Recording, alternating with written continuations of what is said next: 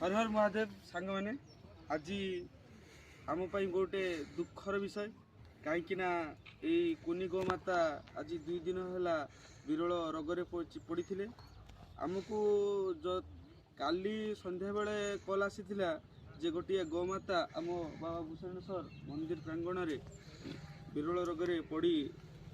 अति कष्ट पाँच किंतु आम मैंने टिके काली आउ गोटे जगार